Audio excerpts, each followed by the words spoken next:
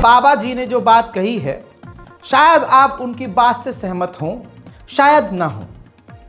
शायद मैं अपनी सोच रखूं तो शायद आपकी नज़र में गलत हो जाऊं, लेकिन बाबा जी कह रहे हैं कि लिव इन रिलेशनशिप में रहना ऐसा ही है जैसा पहले के ज़माने में वेश्यावृत्ति हुआ करती थी। मैं कहीं ना कहीं बाबा जी की बात से सहमत हूं। देखिए, लिव इन क्या है? लिव इन पुरानी भाषा में जिसे वैश्यालय कहते थे, उसे आपकी अपडेट भाषा में लिव इन कहते हैं। बहुत बड़ी बात आप कह रहे हैं। हाँ तो जी, बड़ी बात तो है ये। आप वैश्यालय को लिव इन बना रहे हैं।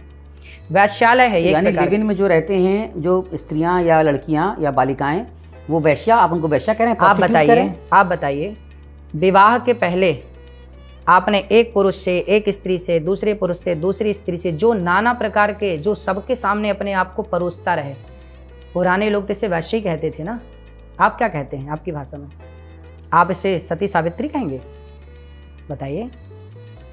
जो आपको, आप एक स्त्री 4 लोगों के सामने परोस दे अपने आप को, वो क्या हो सकती है? पतिव्रता। लिव इन में 4 लोग कहाँ रहते हैं? एक लोग रहता है ना, एक रहते हैं। हाँ तो एक से, फिर एक के साथ पेट भर गया तो दूसरा जिंदाबाद, दूसरे से भर गया तीसरा जिंदाबाद। आप बताइए, आपके दादा दादी ने पहले लिव इन में समय गुजारा कि डायरेक्ट विवाह किया? डायरेक्ट विवाह किया। तो वो गलत थे? देखा भी नहीं था एक दूसरे को। वो गलत थे? ये मैं कैसे कहूँ? सही थे गलत थे? बताइए। मुझे लगता सही थे वो। थे। फिर आज के लोग सही कैसे हो सकते हैं? जो पहले हमारे यहाँ कहते हैं बिना विवाह के आप किसी स्त्री के संग रह रहे हैं वो पाप है।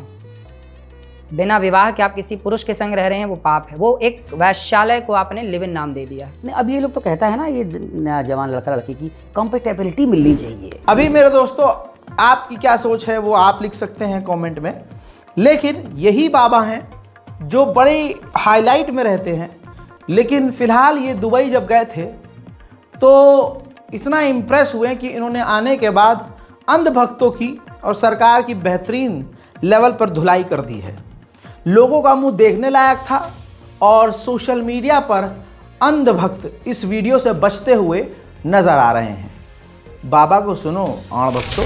मैं दुबई गया कथा करने, मैंने दुबई को देखा। खुद का पानी नहीं उस देश में, लेकिन वो देश इतना हरा भरा है। दूसरे देशों से माटी मंगाई, पेड़ पौधे लगाए, सड़कों के किनारे फूल खिले हुए हैं। इतना सा गड्ढा नहीं है किसी सड़क में। वहाँ सड़कें बनती हैं 50 साल के लिए, और हमारे यहाँ सड़कें बनती हैं, एक बारिश आई सड़क बह गई। अब सोचिए, इतने बड़े देश में क्राइम 0 है, चोरी नहीं होती। सोने की दुकान खोल के चला जाए कोई चुराने वाला नहीं है। और हमारे यहाँ तो तुम कथा सुनने आई हो, चप्पल उतार दो, तुम्हारी चप्पल गायब हो जाएगी 3 घंटे में। वहाँ नेता नहीं चलते, वहाँ राजा है एक, और वो राजा पूरे देश को घूम घूम के देखता है कि मेरे देश में कहाँ कमी है। और हमारे यहाँ नेता चलाए 2 कौड़ी का तो उसके पीछे 10-20 गाड़ियां चलती हैं, चलती हैं। वो अपनी लाव लश्कर में खर्चा करता है। उसे क्या मतलब कि तुम्हारे देश में कहाँ पानी बह रहा, कहाँ बाढ़ आ रही है। नाला साफ होता है, चैम्बर खोल के चले जाते हैं, उसमें कोई डूब के मर जाता है। ये दुर्दशा है।